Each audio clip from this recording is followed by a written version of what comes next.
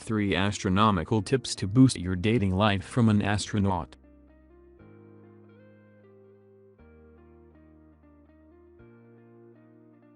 In my years of looking for Mrs. Right, I've dealt with many frustrating disappointments, dates that never panned out, abysmal timing, and scores of women who vanished with such strange coincidence. It felt like someone was sabotaging my dating life.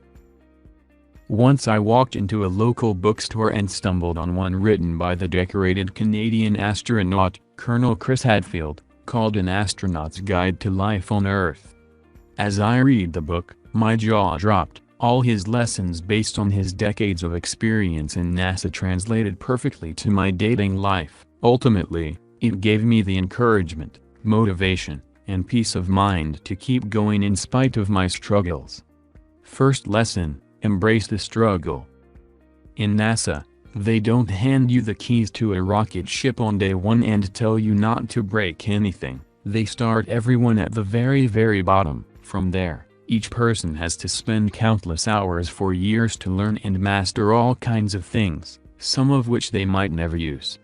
Ultimately, no one enters NASA as a great astronaut already. They become one, and each struggle in that journey forces them to be honest with themselves, confront their weaknesses, and work their asses off to improve. It forces them to learn and grow, and that process is invaluable. Early success is a terrible teacher. You're essentially being rewarded for a lack of preparation, so when you find yourself in a situation where you must prepare, you can't do it, you don't know how. The same goes for dating. You don't start as Casanova. I sure as hell didn't. I couldn't even ask a random woman for the time. It takes practice, effort, and many difficult steps. With each setback, you learn new skills, replace bad habits, and gain confidence. Worst comes to worst, you over-prepare, which isn't a bad thing. And even though I dealt with plenty of struggles and failures, they all taught me countless lessons, encouraged me to improve, and prepared me for a successful relationship with Ms. Right. That's why the struggle was the most valuable thing of all. Second lesson: accept you might never achieve your goal. The chances of becoming an astronaut are low and depend on many factors beyond their control. So as Colonel Hadfield advanced through the space program, there was only one simple way he was able to chase his dreams through years of obstacles and failures. He simply accepted the fact that he might never go to space. To him, success wasn't about becoming an astronaut, it was about enjoying his work throughout the long, unheralded journey of his career, doing the best he could every step of the way, and refusing to attach his happiness or self-worth to his goal. In life, too many variables are out of my control. There's really just one thing I can control: my attitude during the journey, which is what keeps me feeling steady and stable, and what keeps me headed in the right direction. So I consciously monitor and correct, if necessary, because losing attitude would be far worse than not achieving my goal.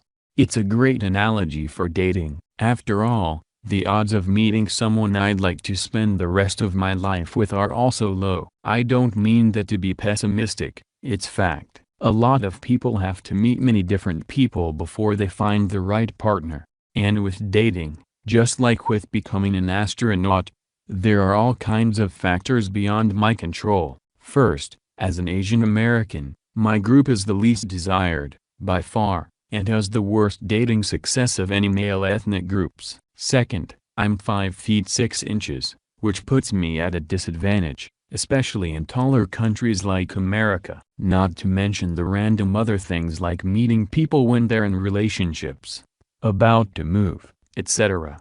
So how do I keep moving forward and overcoming obstacles in my path? Should I feel sorry for myself or feel like a victim? After all, I can't change my race or my height. Ultimately, I had to make success in dating about enjoying the process, and I had to shift dating from a means to an end to the end itself. Success is feeling good about the work you do throughout the long, unheralded journey that may or may not wind up at the launch pad. You can't view training solely as a stepping stone to something loftier. It's got to be an end in itself. If you attach your identity and self-worth to your goal of finding a partner, every rejection, flake, ghost, or bad date will devastate you. You'll feel like you aren't reaching your goal and like you're not even making progress. But when you learn to accept your low odds of success, your frustration drops and you can focus on the opportunities in front of you. Third lesson, celebrate the right things.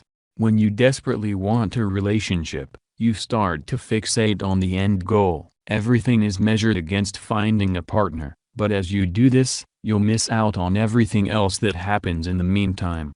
Most people, including me, tend to applaud the wrong things, the showy, dramatic record-setting rather than the years of dogged preparation or the unwavering grace displayed during a string of losses. We all want to celebrate the shiny victories and achievements, but as I explained above, dating can be a long journey that requires many years of ups and downs. So, if you're endlessly waiting for your end goal to finally feel good and celebrate, you're going to wait a long, long time without giving yourself anything to praise, and that's going to hurt your motivation. If you start thinking that only your biggest and shiniest moments count, you're setting yourself up to feel like a failure most of the time. In my dating life, as I stopped fixating on the end goal and focused more on my journey, I could see far more positives than before. For example, even if I approached a woman and found out she was in a relationship, I felt proud that I showed courage, confidence, and determination. I actually felt awesome about the rejection. Now, I wasn't limited to having only one victory for my entire dating life. I could enjoy victories every month, week, or day. That's why it's so important to focus on savoring the journey of dating, because there's absolutely no way to know if or when I'll meet the right woman and reach my love launch pad. But as long as I do the best I can and focus on what I can control, I'll increase the chances of reaching my ultimate goal. And if that happens, I'll be ready.